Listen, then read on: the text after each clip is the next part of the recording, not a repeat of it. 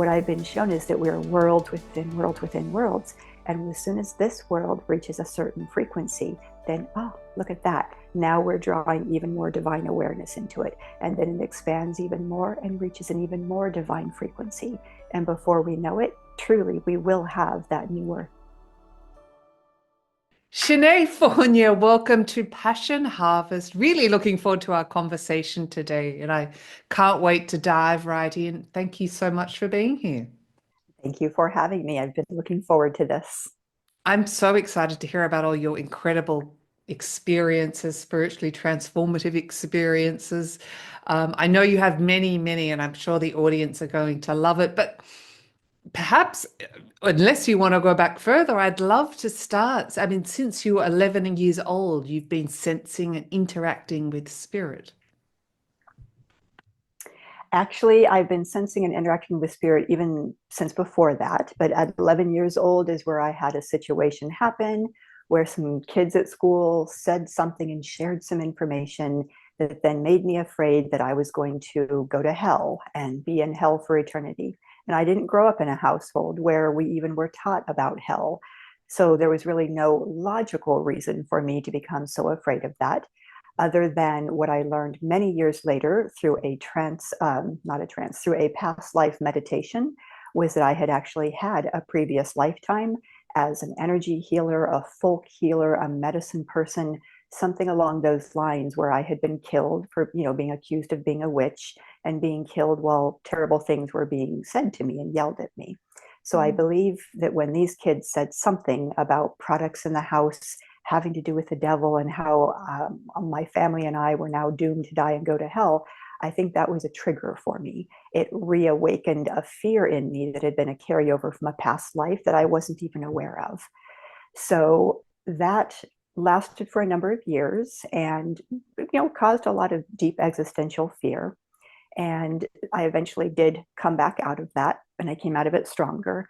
And that, I believe, really led me on the lifelong odyssey of learning about spiritual practices, learning about different beliefs, learning about different fears and different ways to overcome them. And that led me, one thing to another, to another, to another, led me to really opening up the side of me where I can communicate with spirit. And I was luckily, never afraid of anything that I saw in the spirit world, because what I have been taught very clearly is that there is nothing to fear. There is no evil. There is no negative entities.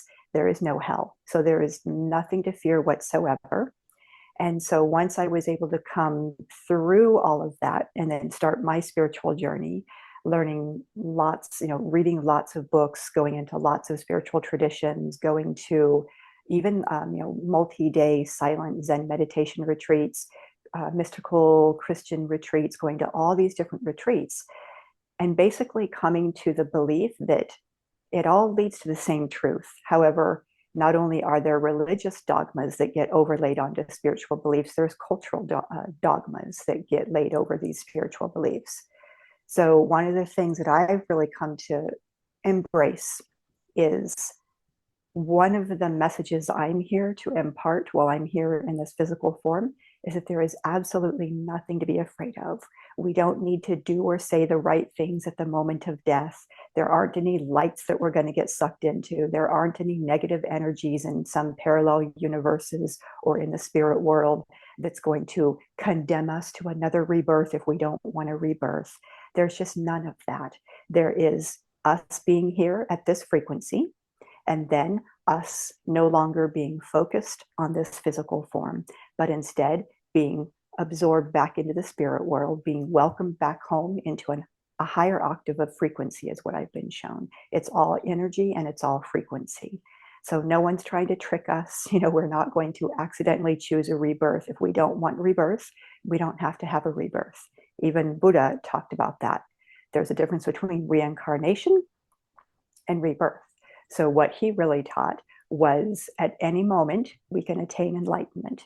Since we don't have a self that goes through lifetime after lifetime after lifetime, racking up negative karma or positive karma, because that's just action and activity. But since we don't have that, at any moment, we can determine, yeah, you know what? This is my last physical go around.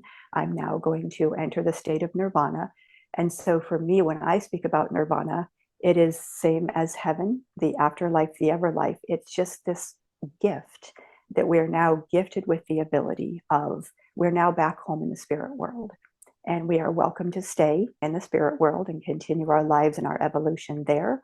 And if we want to, we can focus our attention here on this physical earth and this physical plane and still be of assistance here. Or for those who do want to come back around for another rebirth, they're welcome to.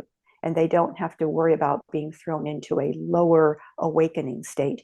Because what I've also been shown is this whole entire beautiful world and everyone and everything in it is ascending into higher states of awareness and higher levels of consciousness. So whether we're doing quote unquote spiritual work, or whether somebody is here in this moment doing things that are hurtful and harmful, all of us are being elevated in frequency. No one gets left behind. No one can slow down the process of spiritual evolution for all of us, because I believe we have already reached that tipping point of cultivating that new and more beautiful earth that I think the majority of us know is possible and see happening. So that's one of the biggest gifts that I was able to take away from those years of living in fear as a child, is that fear is a waste of time. Fear is an illusion, and fear is just a way for people in the higher positions here physically to control everyone else. If you get us to believe that we were born with an original sin, or we were born with all this negative karma that we need to clear out, or we were born wretched, that's a really good way to control people.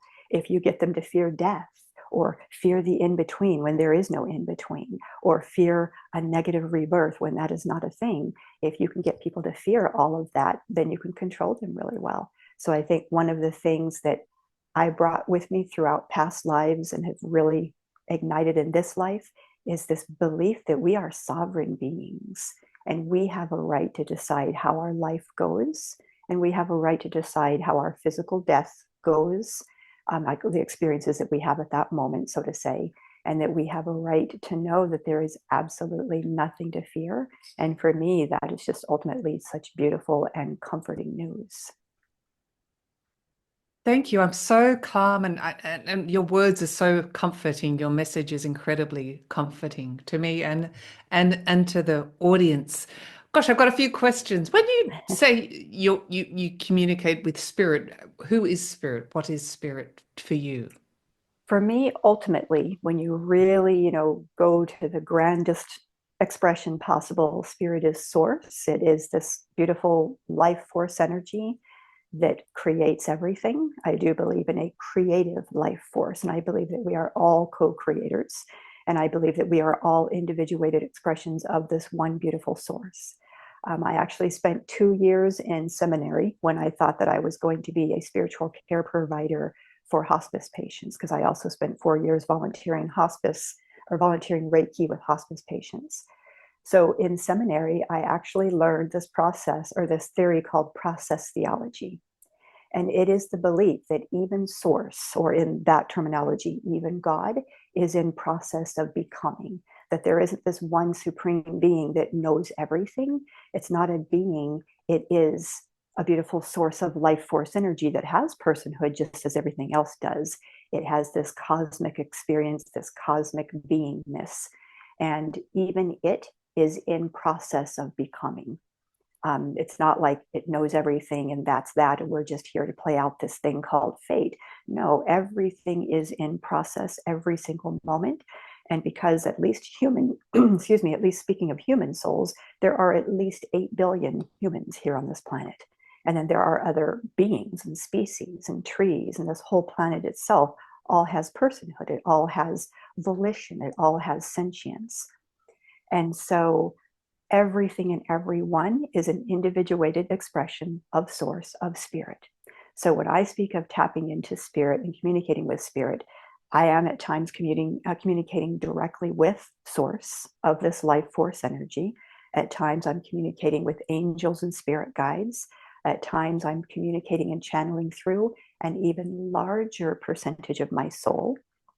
Many times I'm communicating with loved ones, their souls and spirit, even though they're still here physically.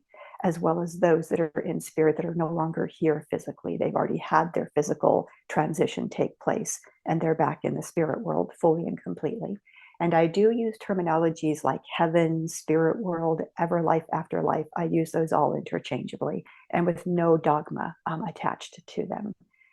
But so what I've been shown is the larger part of ourself is already in the spirit world as a soul, having however many experiences we want to have and having the experiences that we want to have that are beautiful.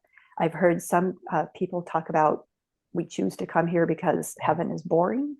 And I try not to giggle when I hear that, because it's like, well, no, our human mind can't quite wrap itself around the ineffable beauty of the afterlife and of heaven. And if we could remember just incredibly how beautiful it is there, it would be much harder to stay here physically. But we are here physically, and it is beautiful, and it is a gift to be here. And I know that lots of people go through hardships and have lots of challenges. And so I don't mean to say there are no hardships here. But I do believe that the larger part of ourselves is currently in the spirit world. So it's just like an iceberg. You have this huge iceberg beneath the surface of the ocean, and only a small percentage of it shows. So that's what the soul has been shown to be for me. A much larger portion of us is in the spirit world, having relationships with our loved ones that are still here physically, as well as our loved ones who've already moved on completely out of physical form and are back in the spirit world, even our loved ones who have chosen a rebirth. Not everyone will, but some will. And so even those who've chosen the physical rebirth, well, we can still contact with them in the spirit world as the personification of who they were when they were here, and we loved them so dearly.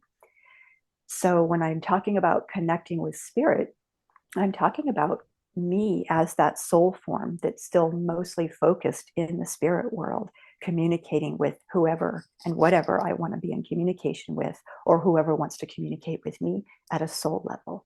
And then this beautiful soul creates this tributary or stream of life force energy that creates my energy field that envelops me and then coalesces into a human form. So it's same for what I've been shown. It's the same for all humans. It's the same for animals. It's the same for trees. All of this is held in this beautiful integrity. And one of the things that I learned quite a few years ago, there's a wonderful physicist named Hassim, or I think it's Hassim. Oh my goodness, now I can't remember his name, and I love him. Nassim Haramein, I think is his name. And he was talking about this quantum physics belief that every time we move our hand through space, every time we blink our eyes, speak a word, move our body doesn't move as this one unified field. It moves as these particles that disappear and reappear, disappear and reappear.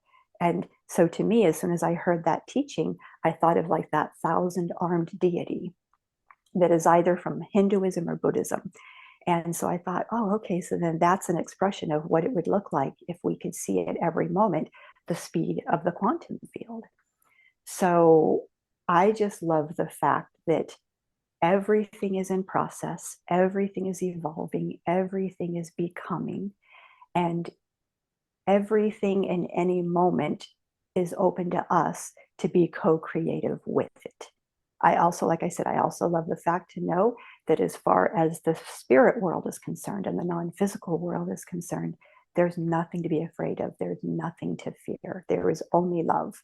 So the other concept that I learned, and this was from the mystical Christianity retreat that I went to, I learned, and I forget which theologian had said this, but there is nothing but God. There is only God.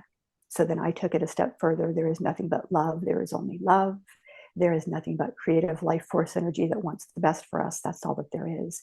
So for me, when I am tapped into spirit and speaking with spirit, there's a different texture, there's a different feeling. When I'm really tapped into someone and I'm reading the messages from their angels and spirit guides for them, or tapped into their loved ones through a mediumship reading, I get bodily sensations. Sometimes I'll have a hot flash flow through me. Oftentimes, if it's a point that really wants to be illustrated and amplified, I'll get almost a vertigo feeling. Sometimes I'll take on the mannerisms of the person and speak in a tone that they would have spoken in, or say a word that I don't usually use. and that will come through. If the client has a loved one who spoke a foreign language, different than English, and here in the US, sometimes I'll speak just a word. I won't speak phrases, but I'll speak like a word that will come through that was meaningful to the person. So I just really love the concept that at the highest level, the highest octave and frequency, we're truly all interconnected. We don't become homogenized and lose our individuality. We can keep that, but we are able to shed the parts of our personality that we weren't comfortable with while we were here. And then we become these higher versions of ourselves once we're in spirit. And I love the concept that even while we're here, we can draw from that highest part of ourselves. We can draw from our soul, and we can allow ourselves to be entrained into these higher states of frequencies and these higher, more beautiful, kind, and inclusive realities that we're really a part of.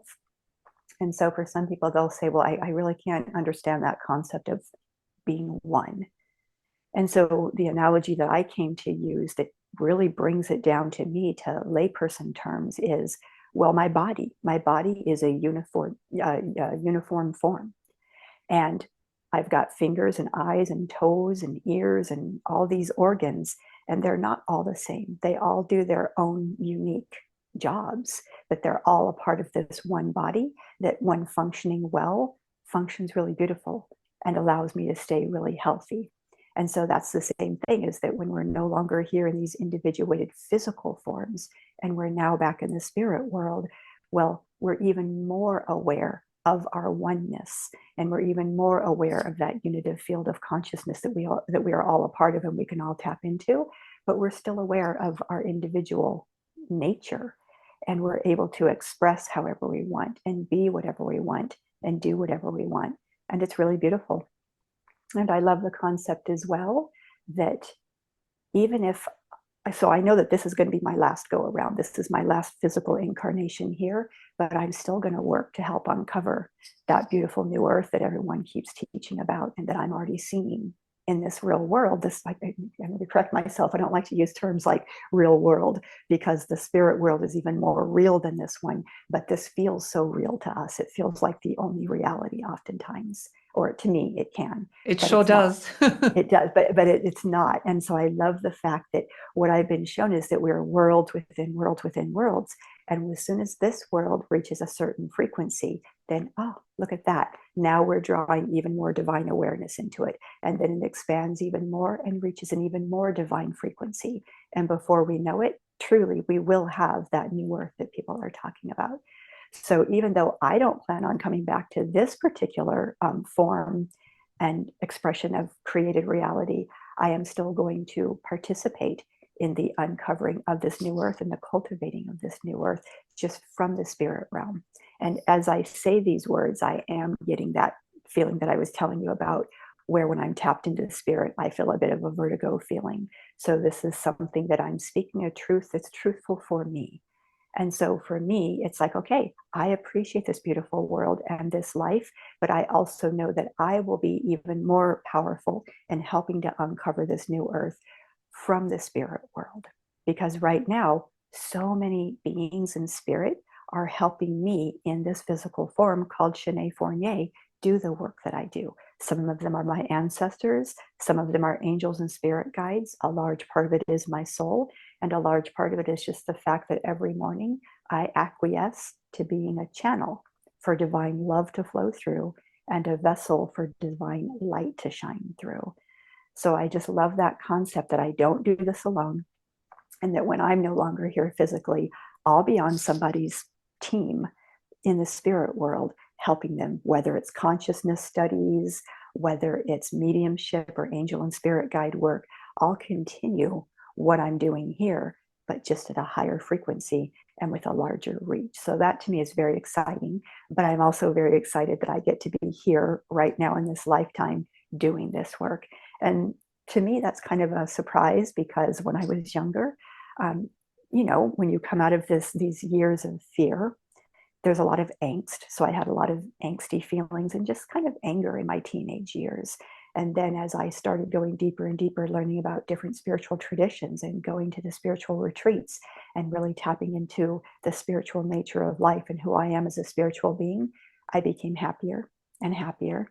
And then back in 2010, when I started learning energy healing, that really just blew open the doors for me of seeing into the other world even more fully than ever before.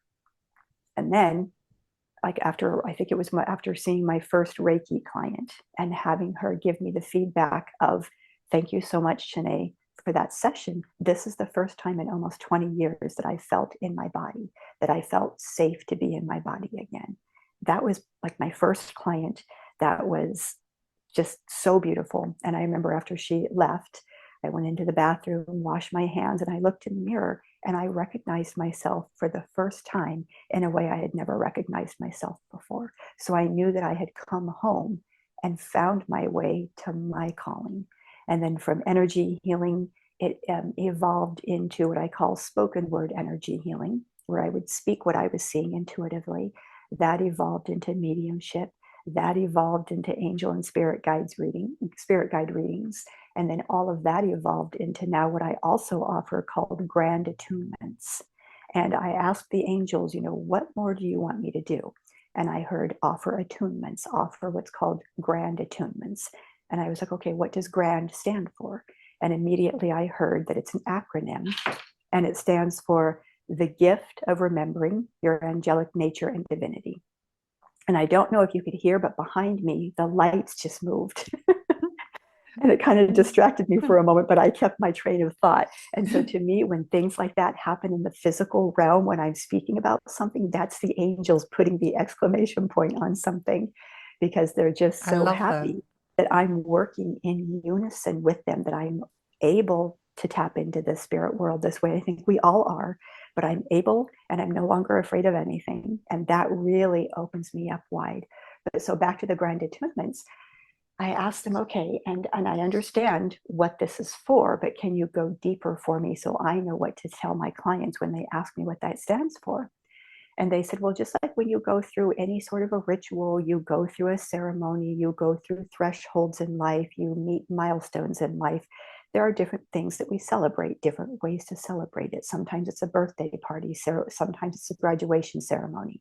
For energy healing practitioners, we have what's called attunements, where the teacher attunes us to the lineage. I don't think we're being attuned to the energy. We were born into this energy. So I'm not attuning someone to their angelic nature. I'm attuning them so that they can remember their divine nature and their angelic nature. And so we're all living in this beautiful energy, whether we're aware of it or not. And we don't need a teacher or a guru or a practitioner to attune us. We just need to remember that. But what I've found interacting with people daily, whether it's been people coming to me to use my services or just talking with people daily throughout life, a lot of people don't believe that when I tell them, yes, you are divine, you are sacred, you are holy, you are perfect as you are, because we are beings of light. And science has shown this. Energy is just, matter is just particles in relationship to each other. Energy is particles, energy is light. We are comprised of particles of light. We emit light. We're already enlightened. We just need to remember this. We're already perfect and holy and sacred. We just need to remember this. So even though all of this has been something that I've been putting time into since 11 years on forward, back then I wouldn't have known the words. I just knew that I need to try to figure out, well, what is this that I'm afraid of, and how do I get out of this fear? So from that point on forward, it's been a spiritual quest, a spiritual odyssey. So I'm completely comfortable with all of this, and I believe that we're all sacred and holy. But I've been somewhat shocked at times at how many people don't believe that about themselves. So that's why the angels brought through me, well, when you interact with people, you're just there to remind them, or one of the things you're there to do is to remind them of their sacredness, of their holiness. Because if we could go through our lives believing in ourselves the way that our angels and our spirit guides and our soul believe in us, we wouldn't be capable of doing things that are harmful and hurtful. And it is not the soul that ever does things that's harmful and hurtful. It's always the personified expression of us in this physical form. And various reasons can cause people to behave poorly or harmfully, but it's never the soul. The human spirit works in unison with the soul to enliven and create these beautiful physical forms. And the angels, the spirit guides, source, and our soul always are in training us in these physical forms to use our free will to do good in this world, to do good works. And when we're in the process of doing good works, wow, the floodgates open and the energy flows just beautifully and powerfully. And when we're in the process of doing things that's harmful and hurtful, the angels and spirit guides know how to tamp that down a bit so less energy is flowing through us. So I believe that it takes more effort to do harm in this world than to do good in this world. It's much easier to do good in this world. And so all of those things have been shown to me over the years. And these are words that I wouldn't have even known to use earlier on in my journey. I always knew I was tapped into spirit and could see spirit and interact with spirit, and it never scared me. But I wouldn't have known terminology like angels and spirit guides.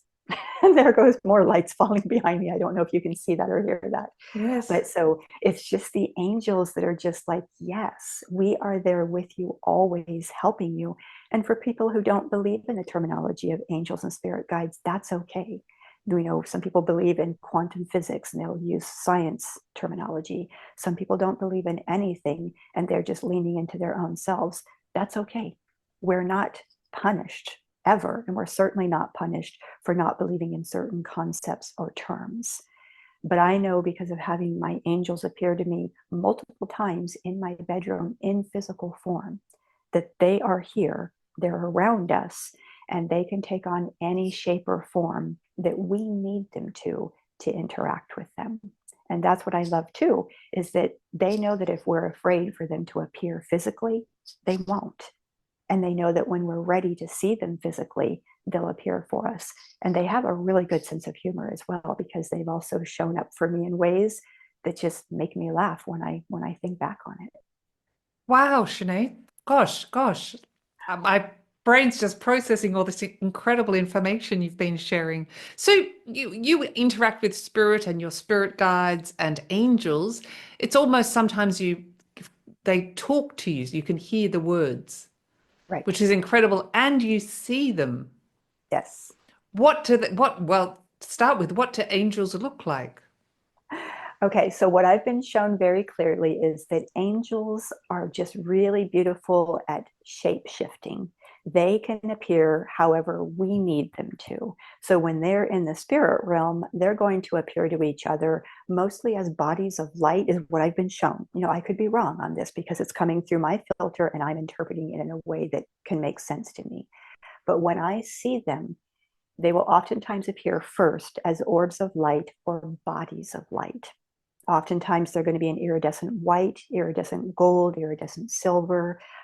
Recently, they woke me up in my room with this really beautiful violet purple color.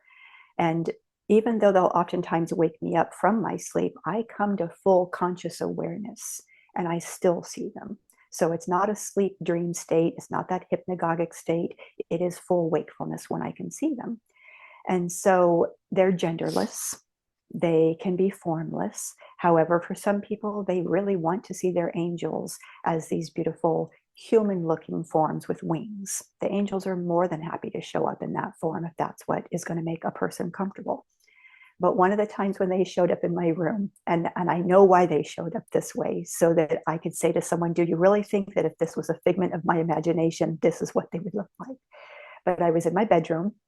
I was sleeping, and at that time, it was a number of years ago. At that time, I was living alone and I had two dogs. And I woke up because the temperature in my room changed, the feeling in my room changed. And you know, you can just get this sense when you're being watched, when you're being stared at. You know, we can like stare at someone from across the room and we really want their attention. And if they're really tuned into that part of life, they'll turn around and look at us and we can wave. So I was sleeping and I woke up just with that sense that I was being looked at. And there were these two men standing at the foot of my bed. And I think they were standing at just a little bit of a distance so that I wasn't startled when I first woke up. And they were standing there, and they were just two white men, kind of nondescript, but they had like that sandy blonde hair that was cut kind of short, had mustaches. They were wearing beige shorts and beige pants, and this star. One of them was wearing a star that said sheriff. So it was like from the Wild West days, two law enforcement beings from the Wild West days. And it's really funny too, because now as I'm telling this story, I was inspired today to wear this shirt. And this is the first time I've worn a shirt on a this particular shirt on a podcast. And this is basically the color of the clothes that they were wearing when they showed up. So I think the angels already knew the story was going to come through. And they were standing there. And I was thinking to myself, how did they get in here? I know I've locked my front door. And then very quickly, I recognized, oh, wait a minute, these are beings in spirit. That's why they could be inside my home, even though my front door is locked. And it was sort of an interesting situation where I could see through them, but at the same time, they were opaque. And then they were translucent, and then they were opaque. So it was really interesting the way the energy kept shifting. And then one of them telepathically spoke to me and said, oh, we're just here to introduce ourselves and let you know we're here to watch over you and keep you safe. And I was like, oh, thank you. And there weren't any names exchanged, and the mouth didn't move. It was just telepathic communication. And so they interacted with me briefly. The one who was standing kind of a little bit behind the first one and off to the side, he never actually spoke. So I'm not sure if he was like a guardian angel in training or what it was, but it was really cute and very interesting. And then after a brief conversation, and even though I knew that they weren't going to leave, I got out of bed and I escorted them to the front door, and I could see through them, and I could see that my front door was locked. And so I was just kind of laughing in my own head, thinking, I know that they're angelic beings. I know that they're going to not, leave through my front door. But I think that what it was is they just really wanted me to recognize, yes, you can see through us. Yes, your front door is locked. And yes, we're just here to let you know, we're a part of your team. We're your angels. So then I, got back in bed, went back to sleep. And the next morning when I was writing it out in my online journal, I was thinking, well, now isn't that interesting that they showed up to me looking like that? And then immediately I heard, well, the reason why we showed up like that was because if you tell this story to anyone else and anyone says, oh, that was a figment of your imagination, first off, I know it wasn't a figment of my imagination. But secondly, I can say to anyone who knows me, if I were going to imagine and use my imagination to just make up what an angel might look like, it wouldn't be two white guys from the Wild West days showing up like sheriffs and a deputy. It would be a beautiful, larger than life being that I've seen them appear as. It would maybe be, this Amazonian woman. It would be something that really embodies a divine feminine aspect. Because I do believe in divine masculine, divine feminine. I do believe that we get beyond gender when we're no longer here physically. But while we're here physically, I do believe that for me, I have expressions of divine masculine and divine feminine on my spirit guide and angelic team. So I think that's why it showed up like that. And even though, like I said, I don't believe that there's anything I need to be protected from in the spirit world, here in this physical world, yeah, there's plenty of things to be protected from in this physical reality, in other people not driving well, people not having good thoughts for each other. There's all kinds of things to be protected from. So I think the angelics were just letting me know, yeah, we've got your back. We're there with you always. The next time they showed up in my room, I had gone through a really difficult time, and this was also a while back. And I was just going through some really deep grief. And I was crying, and I didn't want to cry because I really needed sleep. I had had just a really hard time, and I had not been sleeping well. And I was crying because of just something sad that had happened in my life. And I just thought, okay, well, I guess I'm going to go to sleep crying, because I don't want to just all out cry because I'm going to get stuffy. I'm not going to breathe. I really won't be able to sleep. I guess I'm just going to go to sleep crying. And I remember just kind of laying in my bed on my back, and tears were streaming down my eyes and rolling into my ears. And I thought, that's it. I'm just going to sleep. I can't cry anymore. And then throughout the night, I kept waking up, and I saw these beautiful, well, I guess I couldn't say beautiful because I couldn't see what they were. I just saw silhouettes. and they were dark silhouettes. But this is an example of why don't be afraid of anything in spirit. If I was prone to fear, then I would have made those dark silhouettes go away, because a lot of people are afraid that darkness means something bad. It doesn't, because there is nothing bad and there is no evil. But so I just kept waking up and opening my eyes and looking up into the space above me, and I kept seeing about 3 or 4 dark silhouettes. And I thought, okay, well, I know that you're here for me for some reason, and thank you, and I just need sleep. So I kept going back to sleep. That probably happened about 3, 4, 5 times throughout the night. The next morning, I woke up and I felt different. I felt up-leveled. I felt uplifted. And even though I still had the sadness from what had happened, that really heavy blanket of grief had been lifted. And so over the next couple of days, I really assimilated what had happened. I really metabolized what had happened and came to understand, oh, those were also my angels in my room coming to me and letting me know that they were there for me. But they weren't coming and showing up as these bright light figures because they didn't want to disrupt my sleep. They wanted to let me sleep, but they also wanted me to know every time I woke up that they were there for me. Because sometimes when we're going through grief, at least me, I don't necessarily need anyone to say anything particular. Sometimes I just want to know that they're there and that I'm not going through it alone. So it dawned on me what they were there doing for me is they were extricating the grief. They were lifting the grief and they were alchemizing it. So of course they didn't just take it away completely, because I do believe that I need to process any grief I'm going through. But they helped remove it from me, because a few days prior to that, I was just so exhausted and I was so feeling heavy from grief that I thought to myself, what if I just sit down right here, right now on my kitchen floor and just never get up again? What if I just sit down and just give up? I'm tired. I'm done. I'm exhausted. This is life at times can be really hard. And very clearly I heard from my angels, don't sit down. Don't stop moving. Don't give up. We've got you. You're going to make it through this. You're going to be fine. And so then I actually spoke out loud and I said to them, okay, if that's true, I'm going to lean back right now physically, and either I'm going to fall and hit the ground or you're going to catch me. And I leaned back physically and I felt them support me. I didn't fall. And I leaned back enough that I should have fallen, physically speaking, but they caught me, because I think they knew that I was serious at that moment. I was tired. I was done. And then I stood back up, and I stood up with just this sense of strength, and I knew that I could keep moving forward. And then when I asked them, telepathically at this point, what is all of this? I don't understand what's going on. Why this grief? And I don't believe that everything happens for a reason, but I do believe many things happen for a reason. And I believe that because we're here in physical form, we're going to go through grief at times. We're going to experience hardship at times. Even those of us who walk a very spiritual path and make every day our service in this world. Every day, my life is my prayer. My life is my service in this world. Even though that's the case, I'm going to face hardships. I'm going to have things happen that cause me grief. But I heard very clearly that in order to do the work that I do, being someone who's gone through a fair amount of grief, that helps make me empathic and understand other people's grief in a way that somebody else wouldn't be able to understand it had they not gone through this much grief.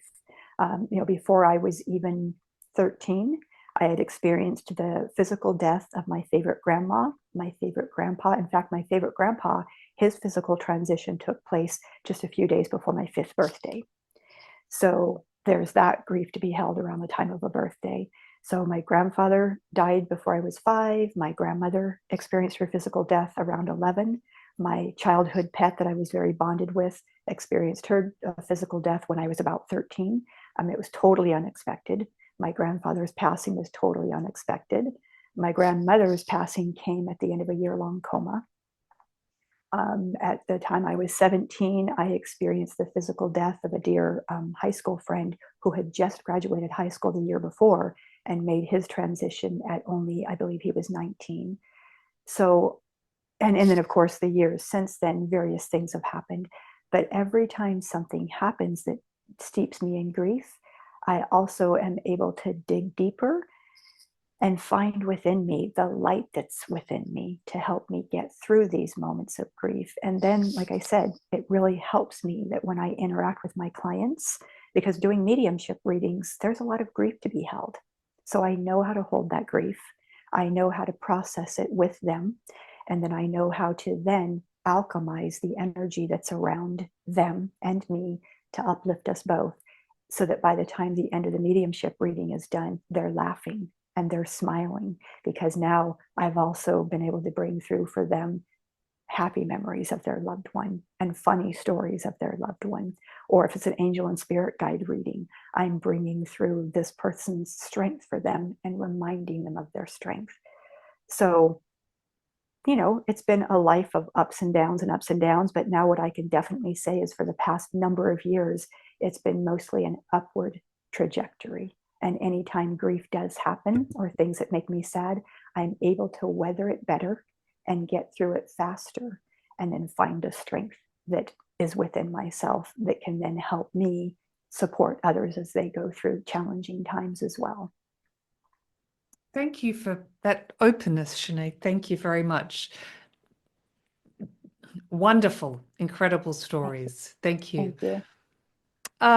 For those of the audience that are looking to connect with their angels or their spirit guides or spirit, what can you offer them some advice or tools or tips?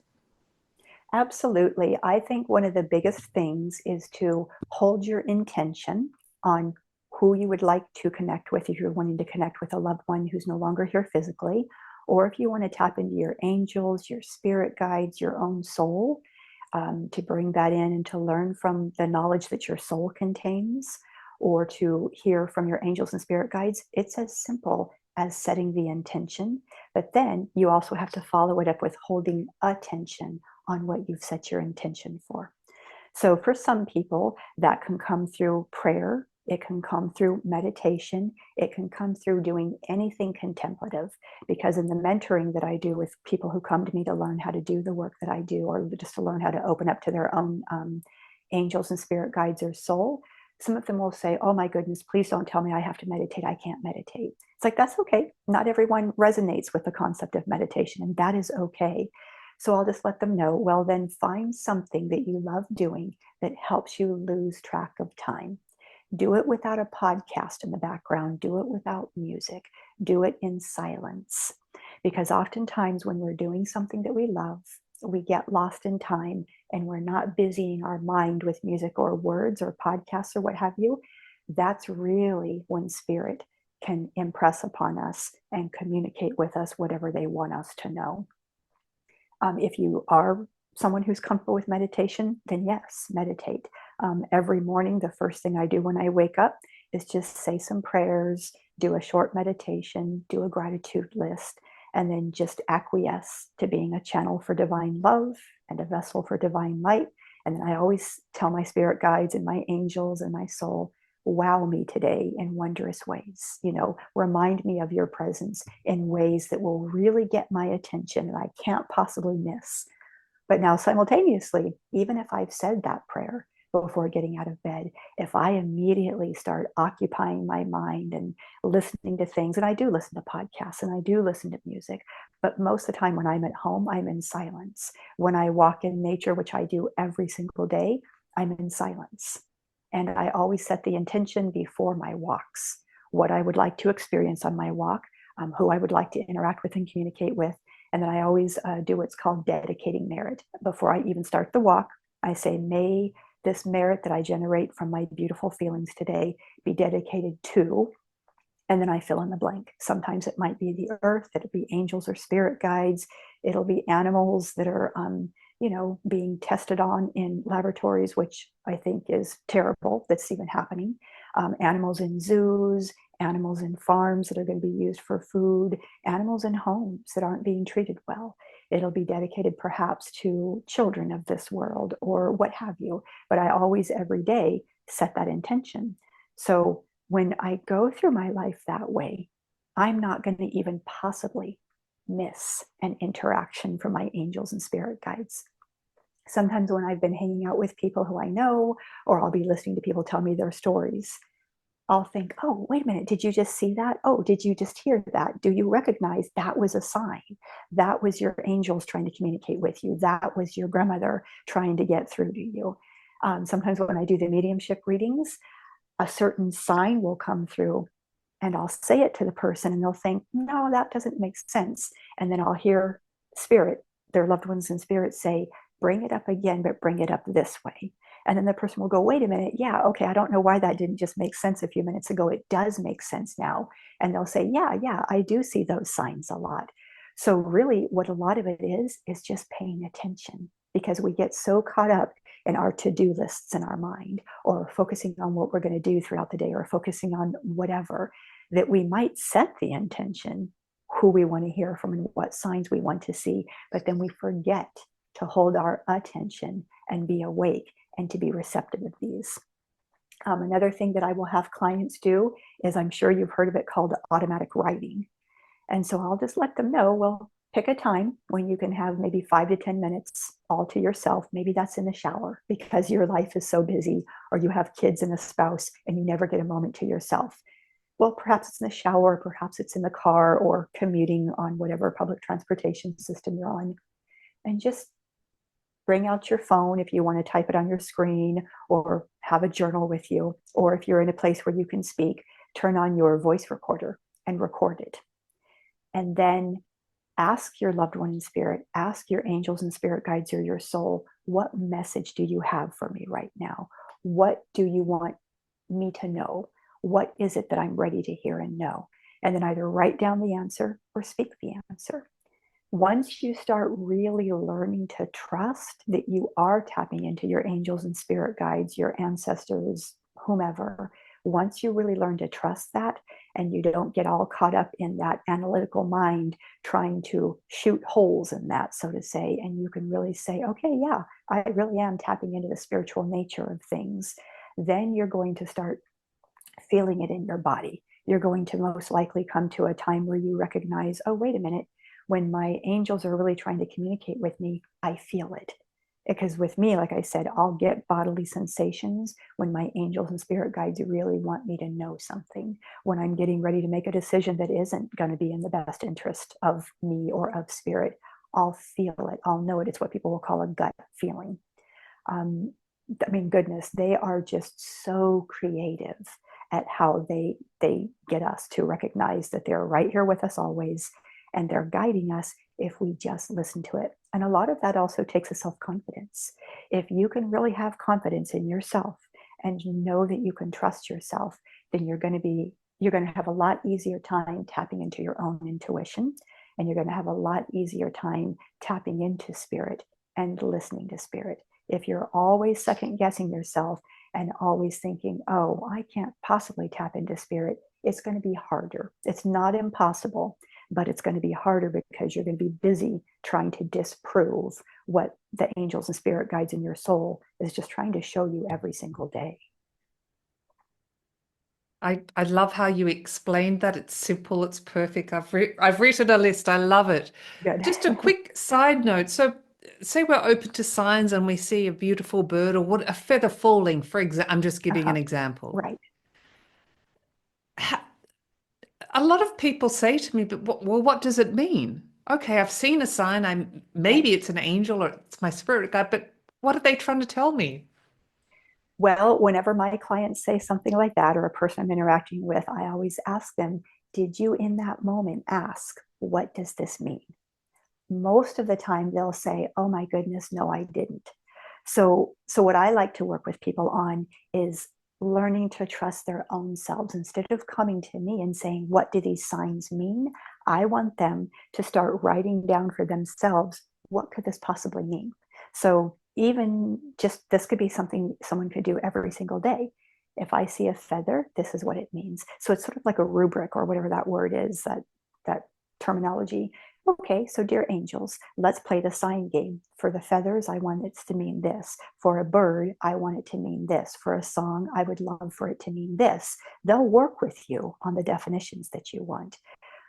For me, when one of my sweet dog's angelversaries recently rolled around, and angelversary is just what I call it. It was his day of transition into the spirit realm.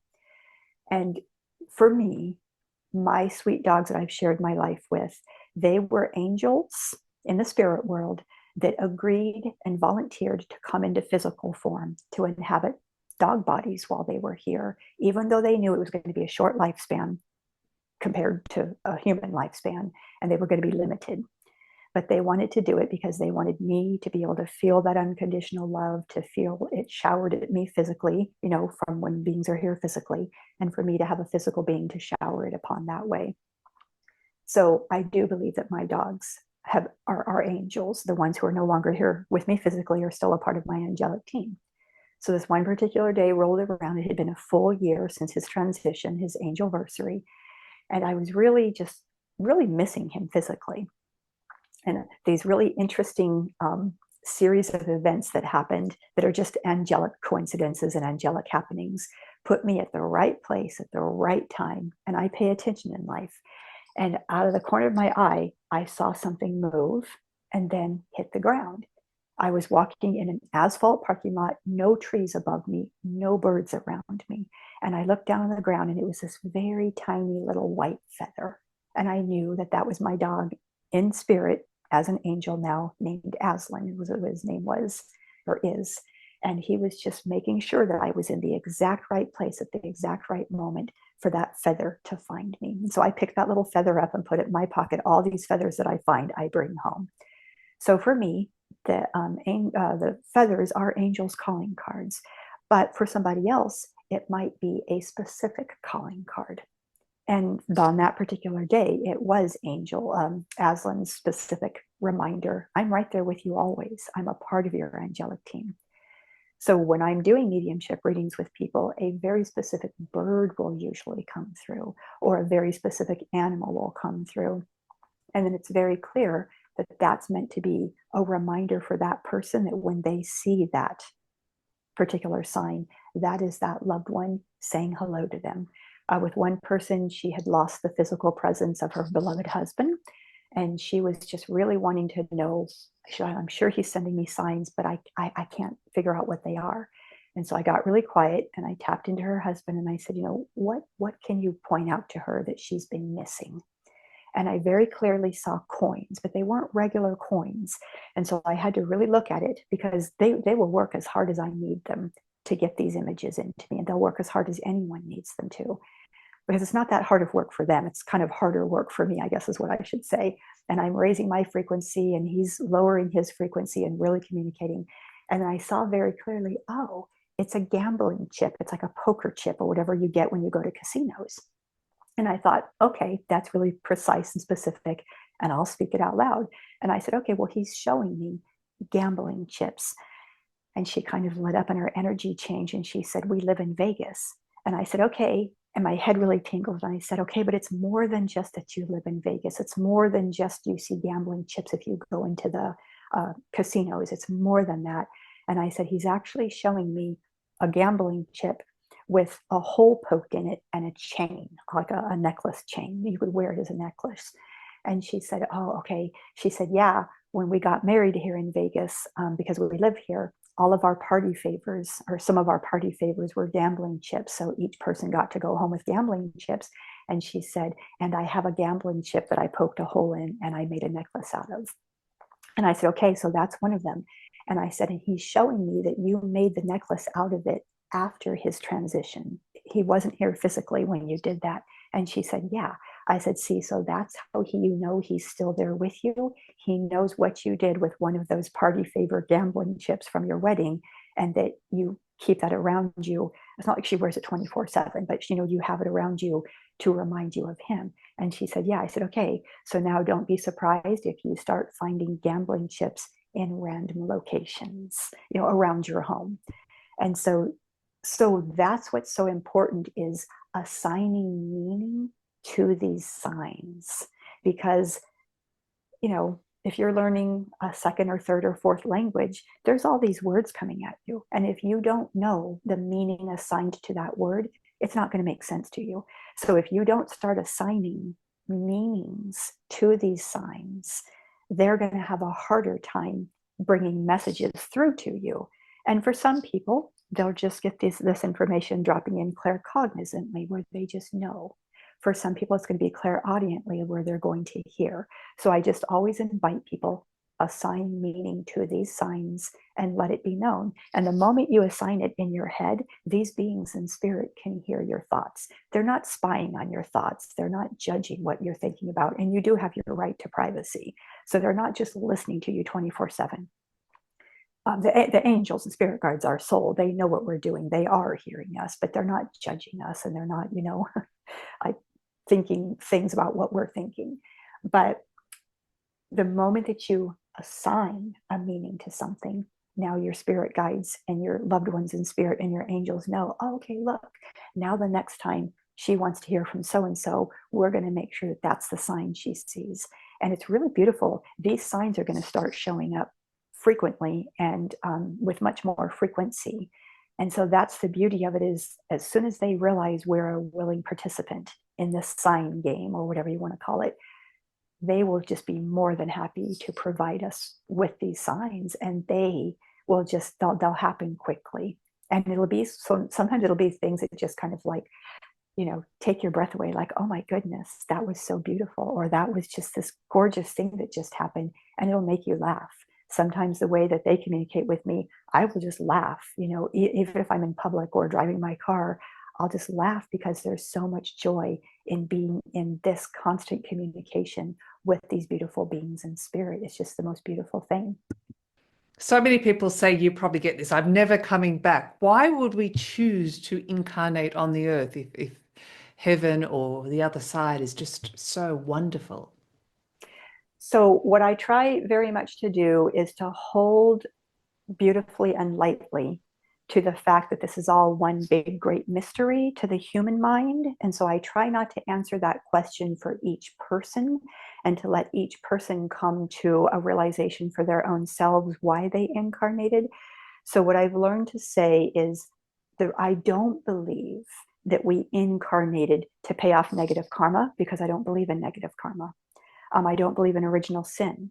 I don't believe that we incarnated and chose our challenges. I think that there's a little bit of privilege into even saying that. That would be feeling that way for me, because from the various nonprofits I've worked in throughout my life, I've worked with foster youth, I've worked with Tibetans seeking political asylum. Therefore, I've read cases of horrible abuse. I've read cases of torture. I've learned about so many things throughout life that are just devastating and horrible. That soul did not choose to come here and have that experience to have an experience. So what I believe is to really simplify it, and to really kind of take the mystical side out of incarnation, even though I don't know the overall picture why. Honestly, when you really look at the basics of it, if humans and animals keep reproducing, souls need to keep coming here, because everybody needs a soul. So I do believe that Source, this beautiful overarching creative energy that's also in process of evolving with us, I believe that that beautiful energy is aware of everything and everyone beautifully at all times. And this energy is flowing to everyone equally and beautifully and lovingly at all times. And when Source recognizes, oh, there's a new life getting born here, and it's going to have horrible life circumstances and face a lot of hardships and challenges because of the circumstances that being is being born into, I believe that Source cleaves off a bit of itself and becomes a soul. And then that is the soul that that being gets to go through life with. And that doesn't mean that it isn't, that person isn't going to face the hardships that await it. But that Source and soul recognizes, or I'm sorry, Source recognizes that it's going to be a life filled with hardships. And so it needs a really powerful soul in enlivening it and embodying it. So I do believe that we are ensouled beings, and we are soul, and we are Source in this world. And Source keeps coming here out of love. Beings are being born left and right as we speak, both human and non-human animals, and everybody needs a soul. And because Source so very much loves this all of creation and everyone and everything, soul keeps coming here. But I have never been shown through any of my mediumship readings or any of my time in the spirit world that we choose our life, that we choose our challenges.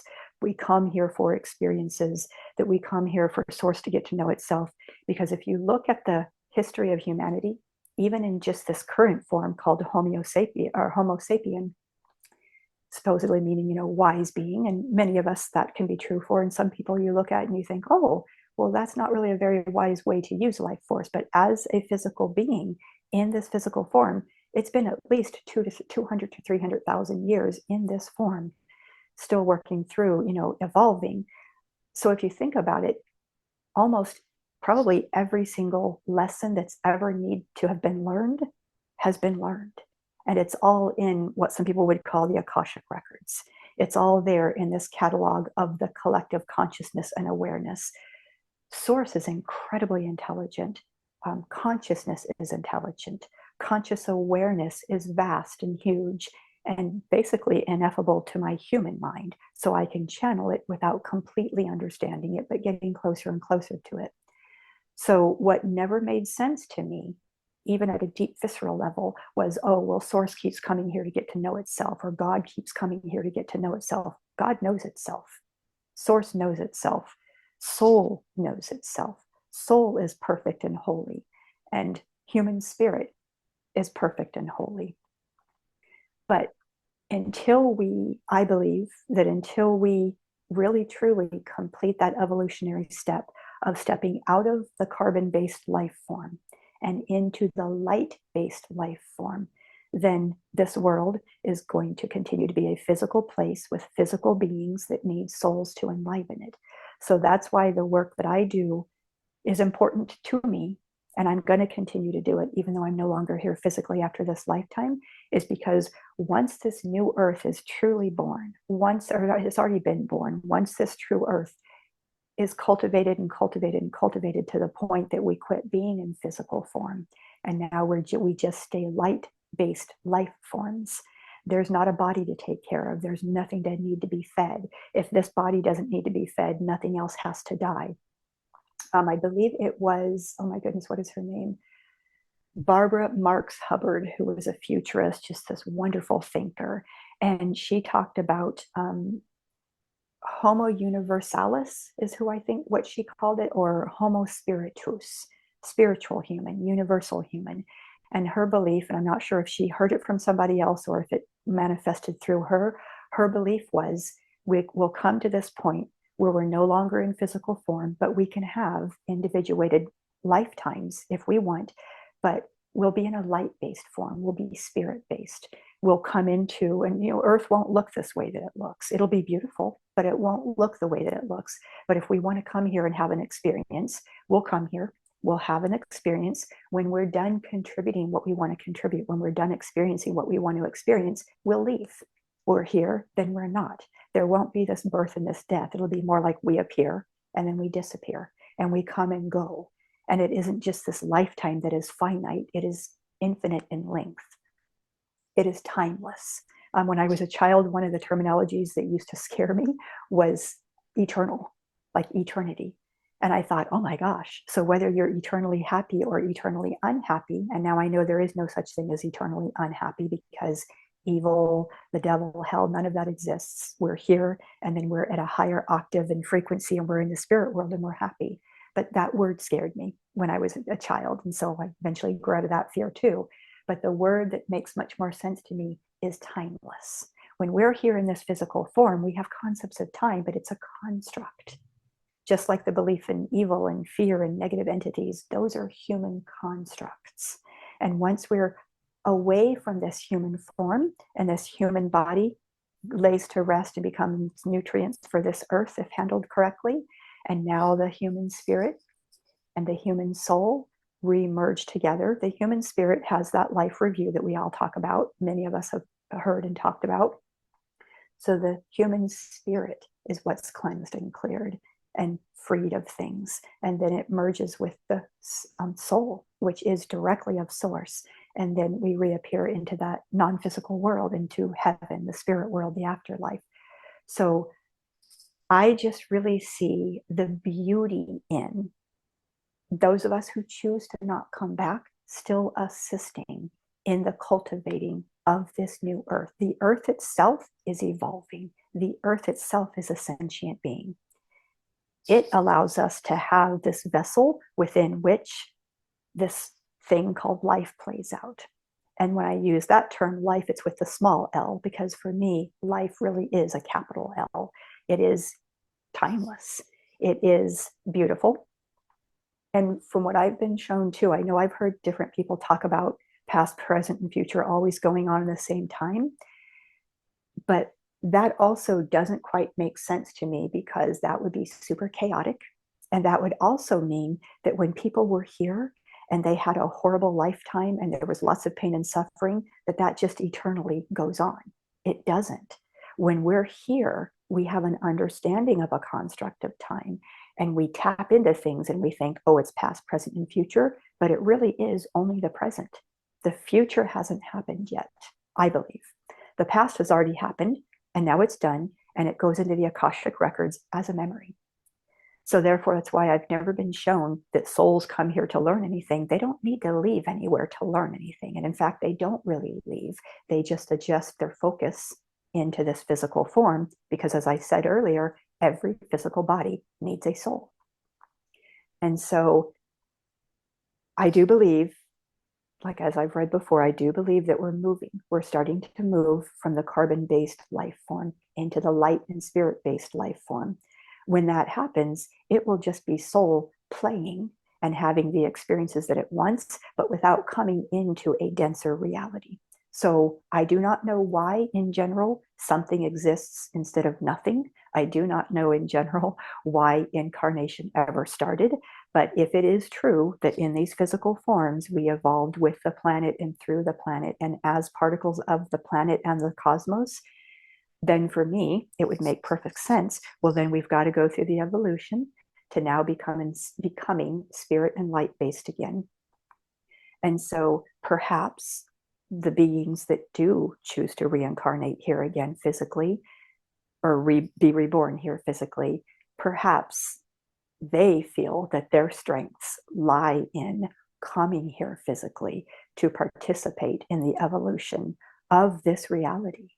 Because everything that happens here and the evolution that takes place here, that then gets contributed into the collective consciousness, and it all matters. All of it matters, because if even source is evolving, then yes, this physical reality does matter.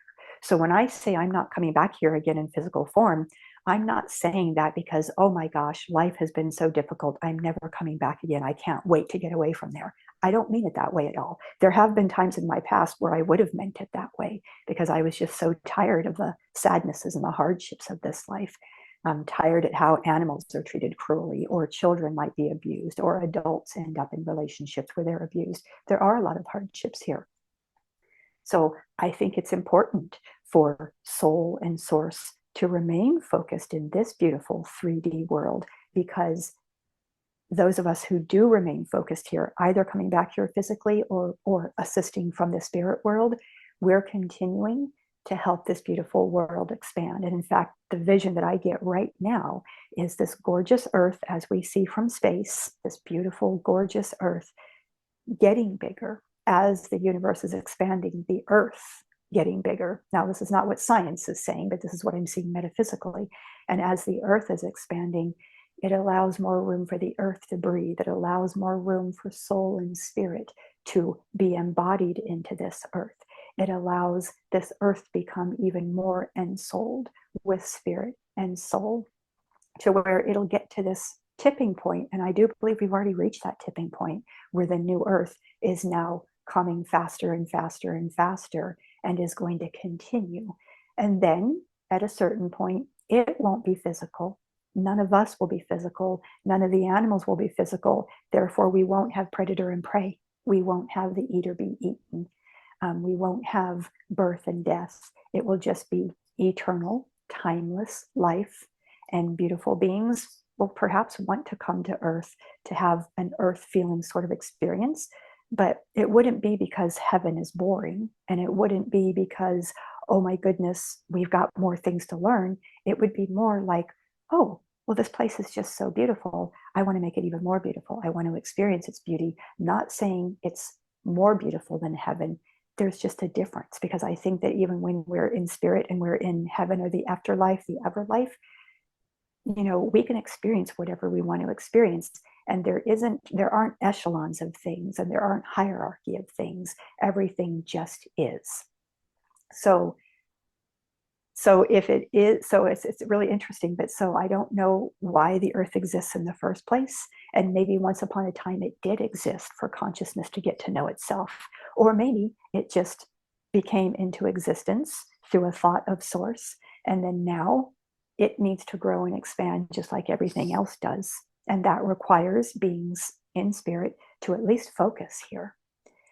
But like I said, if animals and humans keep reproducing, bodies keep being born and co-created that need soul. So it really is kind of simple in that way. And yet there is also that beauty of knowing. So if you end this physical lifetime and you've had such a hard lifetime that you don't want to come back, you don't have to. Because when you're in that everlife, that afterlife, and you are really tapped into more beautifully than ever before, our source, our spirit, our soul, what that is this agape sort of love. It is this beautiful love that I can't even fathom what that feels like in my human form. I can get glimpses of it and it feels beautiful, but I can't speak it into words what it is. But I do believe that if you don't want to come back because it's just been too hard, that's okay. Love would never send you back into a situation or to a reality you don't want to be in. You can also say, I don't ever plan to come back. And then you can recuperate in the spirit world. And as soon as you've gone through your life review and you're cleansed of the things that happened in life, you've been forgiven for things you've done that were hurtful. You've forgiven others for things they've forgiven you for, that they've done that needed forgiving. And you understand everything with this bigger picture. And then you merge with your soul. Then you can participate even in this reality from as spirit. So now some spirits are possibly going to say, okay, I'll go ahead and go back to earth again because these two wonderful beings want so much to have a baby and are having a hard time getting pregnant. And so I'll go ahead and be the soul that goes into that body. So that's possible. But these are all just possibilities because I'm speaking to you as a human through my human filter. So these are possibilities and potentialities, and it's what makes sense for me. But it's never made sense for me that we're here out of negative karma. We're here out of a punishment. It's purgatory. We chose our challenges. No, because all of those challenges and lessons exist in the Akashic records. They exist in the collective consciousness of memories. We don't need to come here to learn lessons. Anything we need to learn, we can learn from the spirit world. So I do believe that at this point, souls that are coming here, they come here because of love, and they come here because they love this planet and they want to help it evolve. I never had children, so there's nothing that anchors me to come back to this planet, but I still care about it and I care about all species. So that's why I believe I'll continue to focus on this earth even when I'm no longer here physically. But for people who've had children and then they're going to have grandchildren and so on and so forth, there's a really beautiful anchoring to this planet that takes place, because then those beautiful souls will probably want to come back to help with the evolution from inside of this planet and this reality. And it's both necessary. I think it's very necessary to help from the spirit world, and it's very necessary to help from here. I just happen to know that because of my level of sensitivity, I'm going to be more powerful in helping with the cultivation of this new earth from the spirit world. It's been very hard to be here in physical form for me over the years because of the things that I've learned and have seen and have experienced. Luckily, I've come out the other side of all of that. And now the work that I do helps me cultivate this earth in a way that brings me great joy. And that's what I really think is going to help this new earth be cultivated faster and faster, is when we can tap into what we're grateful for, we can tap into our joy, and that makes us even more powerful to do the things that we're here to do because we're really tapping into love. And that's just really, really, I think, incredibly important. Thank you, Chenée. And that segues me to, I've got one more, my final question for you is you spoke before that we are divine beings. We are, in essence, love, that people don't recognize that or remember that. What's your advice for someone? It's a popular term, love yourself. How do we do that? I think for me, so there's two different ways you can go about that. Sometimes when I'm interacting with someone who just really doesn't know how to do that, if they've had children, or we all have parents, so if they have a parent that they just really love dearly, or a pet that's in their life that they really love dearly, I ask them, bring that person or that being to mind that you love so dearly, that you would move mountains for, that you just, oh my goodness, you would lay down your life for them because that's how much you love them. If that need be, you would lay down your physical life for them. Bring that being to mind. They can do that in an instant, right? And then I think, okay, now, and as I say this, my head is tingling. This is like spirit speaking this through. Now, what I have them do is look at themselves.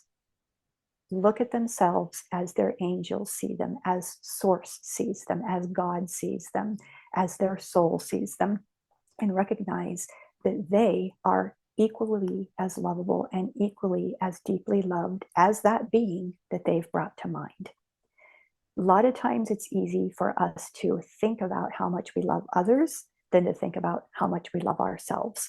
Because, for whatever reason, through cultural constructs, we're taught, oh, don't love yourself too much. That's going to make you egotistical. It's going to make you narcissistic. You're going to get Messiah complex. And that's so far from the truth. Basically, I also believe that there's the unawakened ego and there's the awakened ego. I'm not someone who bashes the ego. I've heard all those teachings that talk about be free of the ego, get rid of the ego.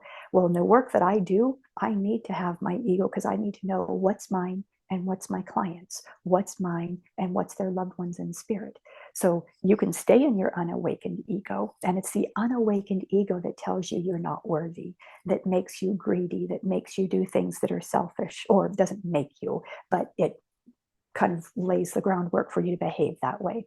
When you could recognize, oh, you know what? That's just a part of me that needs to be integrated. It needs to be loved. So then you can start awakening that unawakened ego and you can bring it into the awakened ego. The awakened ego is in service to spirit. It's in service to soul. It's in service to source. The awakened ego is the ego that we really are born with. And all the societal constructs and the way that we are raised or the way that we see people behaving, that can unawaken the ego and make it just become kind of selfish. So oftentimes what I'll say to people, in addition to doing that practice where they bring to mind something that they love and then see themselves as that, is I'll just also say, okay, well, can you pick one thing about yourself that you love? It could be something about your physical appearance. It could be something about the way that you treat others. It could be your voice. It could be, in any number of things. Find something about yourself that you like about yourself. Start with like. Find something you like about yourself, and then you can move to love. And then just start in your gratitude list, start writing down the things that you're grateful for about yourself. And then if you do that every single day, you start to replace those repetitive loops of thought about yourself that say that you're unworthy, or why did I say this, or why did I do that, or whatever. You're going to start to replace those loops of repetitive thoughts with the more kinder, gentler thoughts about yourself. Because also that teaching that's out there that says love yourself as your neighbor, or love your neighbor as yourself, if you can't even love yourself, it is going to be hard to show love for others. And it might just be more of a projection instead of a really deep love. So one of the things I also invite them to do is say, whoever it is that you're in relationship with, or if you do want to get to be that person who's able to love your neighbors and to love humanity and to love this world, will recognize you do have to first start with self-love. And so, like I said, bring it down to something as simple as, what do you like about yourself? And then let that, what you like about yourself, evolve into what you love about yourself. And at first, someone might kind of bristle at that practice, but then I'll kind of uncover that with them and tap into what their angels and spirit guides want them to know. Well, this is what we love about you. We love your kindness. We love that that little voice that's inside you is always guiding you correctly. And when you tap into it and you listen to it, that's your inner self, that's your inner knowing, that's your soul. And if what is true is what I think is true, that we are all individuated expressions of source in this world, if we don't love ourselves, then ultimately we're not loving source, we're not loving soul, we're not loving spirit. So if you can really get yourself to believe you are an expression of the divine in this world, then it helps you get to that step a lot faster of, okay, then I do love myself because I do love the creator, spirit, source, God, whatever word works for each person. I do love that. And for someone who doesn't believe in a sort of creator or a God, well, then, okay, there's Buddha nature. So can I love Buddha nature? Can I love the awakened one that's within me? Can I love myself? Because if I can love myself, it makes it easier to love the world. And if I need to start loving the world first and let that reflect back at me, then go there. But recognize that since we all are a part of this greater oneness, then if we're not loving ourselves, we're going to make it a lot harder for ourselves to see the love that others have for us. So it really is just kind of incremental steps every day. And even if it's just one thing, just one single thing that someone can find about themselves that they like, well, then slowly but surely, that's going to like start to cultivate within us. And then we're going to find more than one thing. And then we're going to find a million things to love about ourselves. And then we're going to learn to shine that out. And sometimes all that it really is, Louisa, is just reminding someone, I see the divinity in you. I see your divine spark. And you don't have to believe me, but just feel that, feel what that feels like. And even if someone has what's called imposter syndrome, which some people will say, okay, but I have imposter syndrome. And I'll say, okay, quiet your mind as much as you can right now. Listen to my voice, hone in on this and close your eyes. I love you. You are perfect. You are holy and you are sacred. Without thinking, tell me the first word out your mouth after I say that. And something beautiful will always flow out of their mouth. And then I say to them, okay, that feeling right there, you generated that feeling. I might have created the sound waves that made you think that I was making you feel this way. That wasn't me. If you didn't already know that about yourself, no matter what I said, you wouldn't have had that feeling. And even if you had that feeling momentarily and then you closed back up, well, that's okay. You had that feeling. That's what it feels like. Excavate that feeling. And so for some people, that's all that it really takes, is just to let them know this is what it feels like to feel cherished and adored, because your soul, your angels, your spirit guides, your loved ones in spirit source, they adore you, they cherish you, they love you. And in fact, your angels chose you and they love you and they want just what's best for you. And they're always in training. All of our angels are always in training us to the higher octaves of frequency. But what I also love is that feeling of we're being up leveled incrementally so that we can handle it and process it and believe it. Because if someone, for some reason, believes that they're wretched, it's going to be hard to get them to go from A to Z really quickly and to see, well, you're actually source in this world. So you help them see that incrementally. And then before you know it, they can look back and think, oh my gosh, why did I ever think that I was wretched? I really do believe that I am source in this world. And then once they believe that about themselves and they know that about themselves, and they're no longer trying to get rid of their ego, because that's a futile process to even try to go through. Instead, they're welcoming it like a little child, and they're loving it, and they're seeing it. I see you, and I love you, and I'm going to help you awaken into an awakened ego to be in service to spirit. Because if we have a faction of ourself or a portion of ourself that certain teachings are teaching us we need to get rid of, that's bad, that's horrible. Well, all that does is create cognitive dissonance within us, because we do need our ego to get through this life, but we can have the awakened ego. If we don't have an ego, we're going to get steamrolled over quite a bit in this physical world by people taking advantage of us. However, if we're functioning too much from that unawakened ego, we're going to steamroll over people because we're not going to see their divinity, because we're not going to see our own. So that's why, for me, it's really important to help the people who I work with help that unawakened ego evolve into the awakened ego. And then for right now, the symbol that my hand is making is like an infinity symbol. It all enfolds into each other. And then this rising happens and this expansion happens.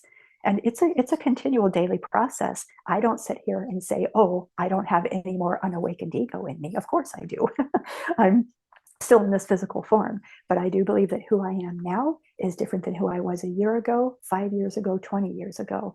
And a lot fewer things kind of rile me up.